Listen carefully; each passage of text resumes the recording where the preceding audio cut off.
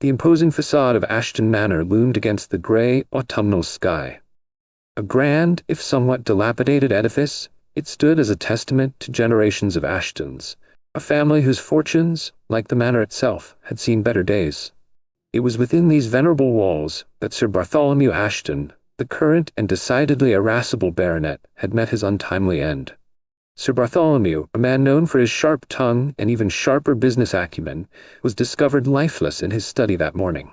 Dr. Cartwright, the village physician, a man of unflappable bedside manner and limited detective skills, had pronounced it with a sigh, heart failure. A convenient, if somewhat vague diagnosis. However, Miss Amelia Goodbody, the vicar's spinster sister, and a woman with a nose for intrigue sharper than any bloodhound's, had her doubts. Miss Goodbody, a devoted reader of detective novels and a keen observer of village life, had promptly dispatched a telegram to a certain Hercule Poirot, whose reputation, even in sleepy Lower Swanington, was legendary. And so it was that I, Hercule Poirot, found myself alighting from the train at the quaint Ashton Halt station, the crisp autumn air carrying the scent of wood smoke and decaying leaves. Miss Goodbody, a flutter of nervous energy in tweed and sensible shoes, awaited me on the platform. "Monsieur Poirot, merci mille fois for coming," she exclaimed, her eyes wide with a mixture of excitement and apprehension. I simply knew, that something was amiss with Sir Bartholomew's departure. He was as robust as an oak tree, if as equally unyielding. "Mademoiselle Goodbody," I replied with a polite bow, adjusting my tie against the brisk wind, "you suspect uncrime?" "I do, Monsieur Poirot. Most vehemently. Sir Bartholomew was not a man to succumb to a mere heart failure without putting up a considerable fight. And besides—" She leaned closer conspiratorially. "There was the matter of the mandolin." "The mandolin?" I raised a perfectly sculpted eyebrow. "And what significance does this mandolin hold, mademoiselle?" "Ah, that is the crux of the matter, Monsieur Poirot. Sir Bartholomew loathed music, particularly stringed instruments. He declared them infernal caterwauling. Yet, on the morning of his demise, his valet, Mr. Higgins, found a mandolin, a rather ornate one, lying beside Sir Bartholomew's body in the study. A mandolin, indeed, most peculiar. It was, as Miss Goodbody so aptly put it, a crux. Ashton Manor was a study in faded grandeur. Dust motes danced in the shafts of sunlight that pierced the gloom of the oak-paneled hall. The air was heavy with the scent of beeswax and decay. We were greeted by Mr. Higgins the valet, a man of mournful countenance and impeccable black attire. "Monsieur Poirot," he murmured, his voice barely above a whisper. "A tragic business, sir. The master gone so suddenly." "Indeed, Monsieur Higgins," I replied, my eyes already taking in the details of the hall, the portraits of stern-faced Ashtons, the threadbare carpets, the air of palpable unease. "Perhaps you would be so kind as to recount the events of yesterday morning?"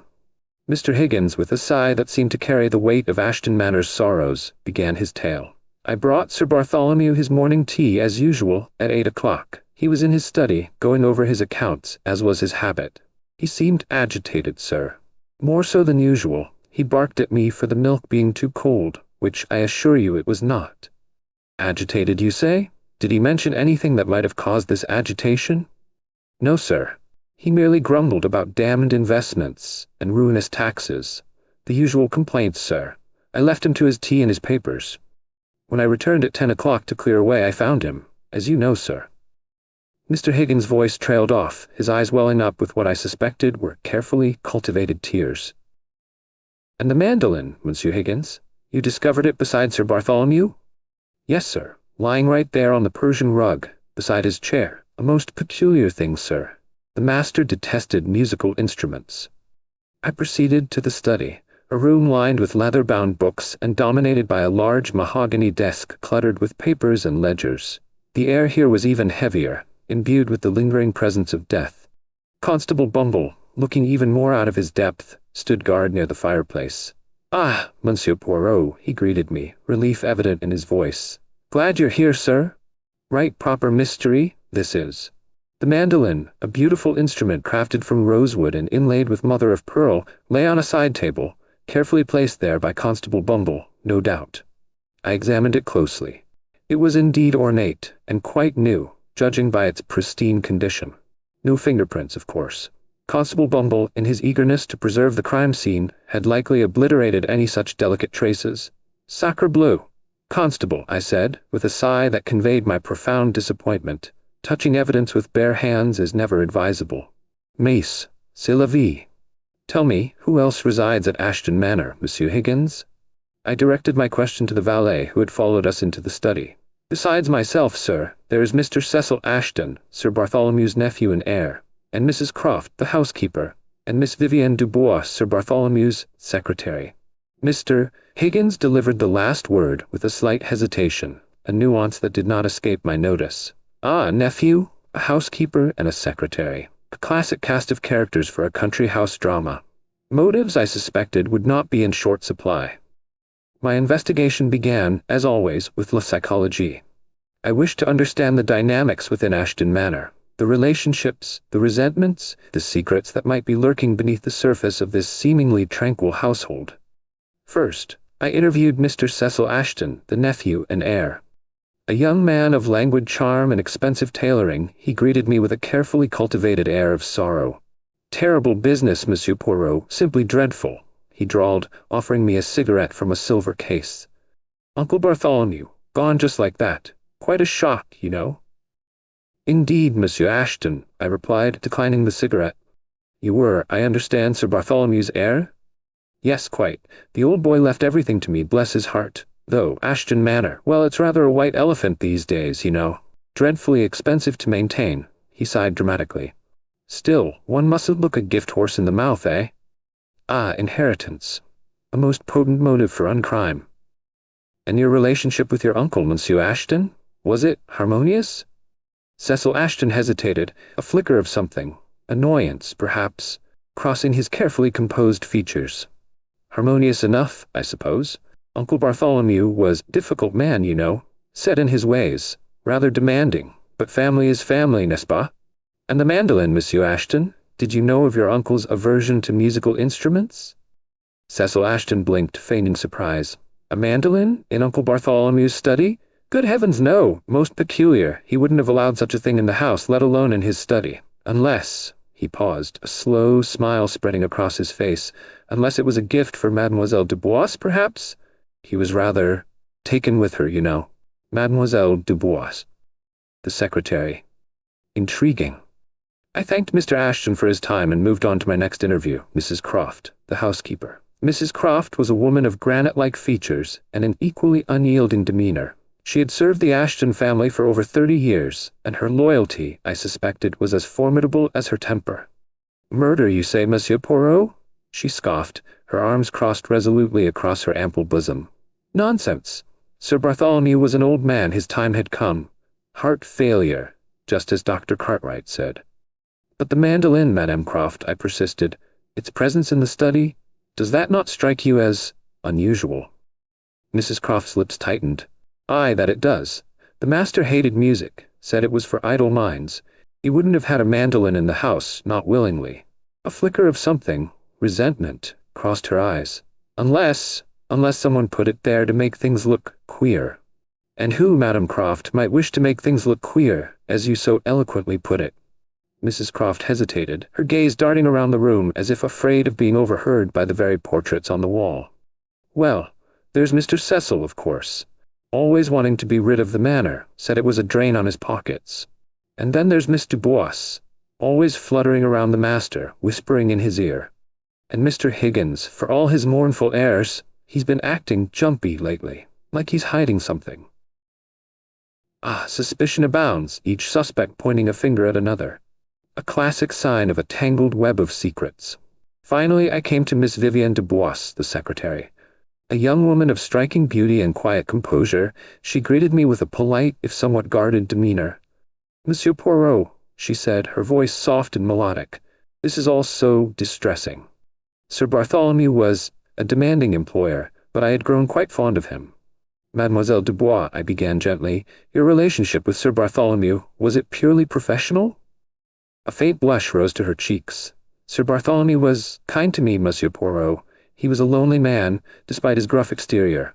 I provided him with companionship as well as secretarial services. Companionship, indeed. The word hung in the air, heavy with unspoken implications. And the mandolin, mademoiselle? Did you know of it? Vivienne de Bois' eyes widened in genuine surprise. A mandolin? In Sir Bartholomew's study? But that's impossible. He detested music. He would often complain about the village brass band practicing in the square. She paused, her brow furrowing in thought. Unless it was a joke?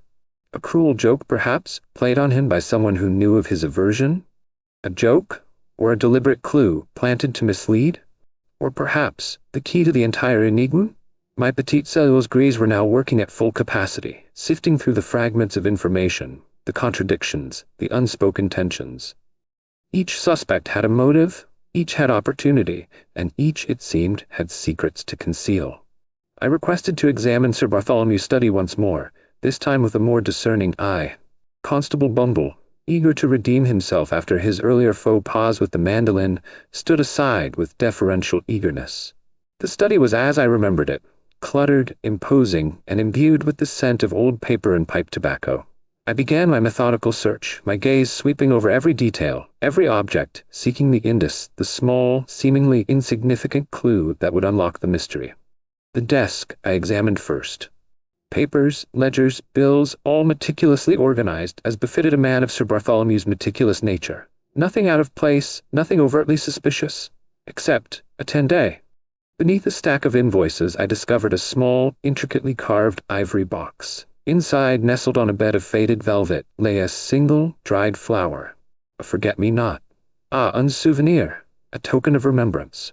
But remembrance of what, and from whom? I turned my attention to the bookshelves, running my fingers along the spines of the leather-bound volumes. History, biography, economics, all the expected subjects for a man of Sir Bartholomew's interests. And then, tucked away on a lower shelf, almost hidden behind a larger volume, I found it, a small, unassuming book of poetry. Love Sonnets and Ballads, the title read, embossed in faded gold lettering. Poetry? Sir Bartholomew? The gruff, business-minded baronet? It seemed most incongruous. I opened the book at random, my eyes falling upon a pressed flower, another forget-me-not, tucked between the pages of a sonnet. Doe forget-me-nots. This was becoming increasingly intriguing. I continued my search, my gaze now drawn to the fireplace. The grate was clean, swept as one would expect in a well-maintained manor house. But something caught my eye. A tiny fragment of paper, almost completely burned, clinging to the edge of the grate. Carefully, using my handkerchief, I extracted the fragment. It was small, barely larger than my thumbnail, but enough remained to discern a few words, written in a delicate feminine hand. Never forget. Always. Yours. Jamais oublier. Never forget. Forget-me-nots. The poetry book. Les petites cellules grises were now positively buzzing. A romantic entanglement, perhaps? A secret love affair from the past? Could this be the key to Sir Bartholomew's demise? I gathered the suspects once more in the drawing room, a grand but equally faded chamber overlooking the windswept gardens. The atmosphere was thick with tension, each suspect eyeing the others with suspicion and unease. Mesdames et messieurs, I began, my voice calm but authoritative, I have been making certain observations, and I believe we are closer to understanding the truth of Sir Bartholomew's death than you might imagine. I held up the ivory box, the forget-me-not nestled within. This box I discovered in Sir Bartholomew's study, hidden beneath a pile of invoices. Inside, another forget-me-not, and in this book of poetry, yet another. I paused for dramatic effect, my gaze sweeping over their faces. Forget-me-nots, mes amis, symbols of remembrance, of love, and perhaps of regret. A gasp escaped Miss Vivienne de Bois's lips. Her face paled and she swayed slightly. Cecil Ashton frowned, looking puzzled. Mrs. Croft remained impassive, her granite features betraying nothing. Reverend Goodbody coughed nervously, adjusting his spectacles. Mademoiselle de Bois, I said, my voice softening slightly, these forget-me-nots? Do they mean anything to you? Vivienne de Bois hesitated, her eyes darting nervously towards Cecil Ashton. Then, with a sigh of resignation, she nodded. Yes, Monsieur Poirot, they do. Her voice was barely a whisper. Forget-me-nots, they were Sir Bartholomew's favorite flower, and mine.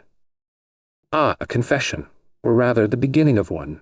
Tell us, Mademoiselle de Bois, I prompted gently, about your relationship with Sir Bartholomew. Vivienne de Bois lowered her gaze, her voice trembling slightly. It was more than just employer and secretary, Monsieur Poirot. Sir Bartholomew, he was a lonely man, and I cared for him, deeply. Tears welled up in her eyes.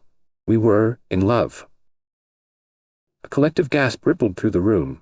Cecil Ashton's jaw dropped. Mrs. Croft's eyes widened in astonishment. Reverend Goodbody looked scandalized. Miss Goodbody, however, nodded knowingly, her eyes gleaming with vindicated suspicion. "Mon Dieu!" exclaimed Cecil Ashton, recovering his composure with remarkable speed. "Uncle Bartholomew and Vivienne? But he was old enough to be her grandfather."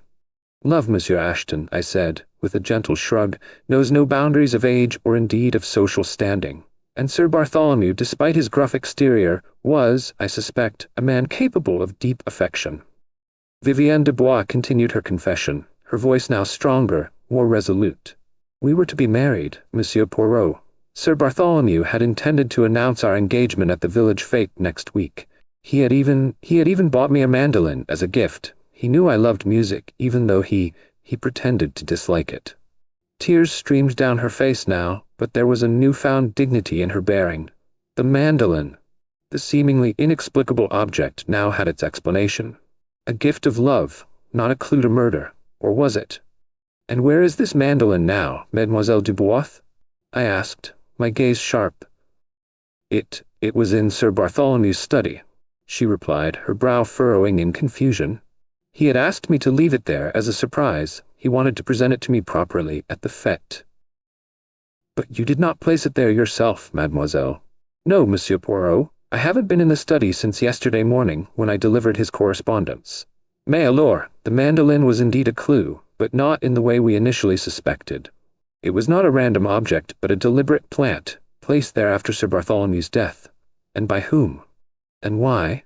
My gaze fell upon Cecil Ashton, who was now looking distinctly uncomfortable. "Monsieur Ashton," I said, my voice hardening, "you were surprised to hear of your uncle's affection for Mademoiselle Dubois. Perhaps too surprised?" Cecil Ashton's carefully cultivated composure finally cracked. He stammered, he protested, he denied vehemently. But his eyes, bless you! They betrayed him. They darted nervously, they avoided my gaze, they spoke volumes of guilt and deception. "Monsieur Ashton," I continued, my voice now like steel, "you knew of your uncle's intention to marry Mademoiselle Dubois, n'est-ce pas? And you knew that this marriage would complicate your inheritance?" Cecil Ashton's face flushed crimson. "That's absurd," he blustered. "I had no idea, and even if I had, why would I?" "Why, Monsieur Ashton?" I interrupted, my voice rising slightly. "Because you are a man burdened by debt, a man who desperately needed your uncle's inheritance to escape financial ruin. A wife, a young and beautiful wife, would have presented a considerable obstacle to your financial salvation." The truth, mes amis, now began to unfold with the swiftness and precision of a well-oiled machine. Cecil Ashton, desperate to secure his inheritance, had discovered his uncle's secret engagement. Driven by greed and desperation, he had concocted a plan. He had known of Sir Bartholomew's aversion to music and the planned mandolin gift. He had seized upon this knowledge, twisting a symbol of love into a weapon of deception. He had poisoned Sir Bartholomew's tea, using cyanide, easily obtainable by a man of his connections. And then, to further mislead the investigation, he had planted the mandolin beside the body, hoping to create confusion and suspicion. He had even, in a clumsy attempt to implicate Mademoiselle Dubois, hinted that the mandolin might have been a gift for her, knowing full well his uncle's true feelings about music. The burned fragment of paper? A love letter from Vivienne de Bois to Sir Bartholomew, which Cecil Ashton had attempted to destroy, realizing its sentimental value might point towards a romantic motive, away from inheritance. But he had been too hasty, too careless. A tiny fragment had remained, enough for le petit Cecil Grise to piece together the truth. Confronted with the evidence, Cecil Ashton's carefully constructed facade crumbled entirely. He confessed, his voice choked with self-pity and a pathetic attempt at remorse. He had acted, he claimed, in a moment of desperation, driven by financial pressures and a misguided sense of entitlement. Constable Bumble, finally understanding the gravity of the situation, puffed out his chest with newfound authority and placed Cecil Ashton under arrest. Mrs. Croft, surprisingly, seemed almost vindicated, muttering darkly about young whippersnappers and their lack of respect for their elders. Reverend Goodbody offered a prayer for the deceased baronet's soul, and Miss Goodbody beamed with the satisfaction of a true detective novel aficionado whose suspicions had been gloriously confirmed. As for Mademoiselle Vivienne de Bois, she wept, not for the loss of her inheritance, but for the loss of her beloved Sir Bartholomew. A man whose gruff exterior had concealed a tender heart, and whose final gift, a mandolin, had unwittingly become a key piece of evidence in his own meurtre. And I, Hercule Poirot, naturally took my leave of Lower Swanington, the mystery of the mandolin at Ashton Manor neatly solved. Grâce aux petites cellules grises and a keen eye for detail. N'est-ce pas? The tranquil English countryside once again had yielded its secrets, proving that even in the most idyllic settings, le crime can and indeed does flourish. Au revoir mes amis, et à la prochaine aventure.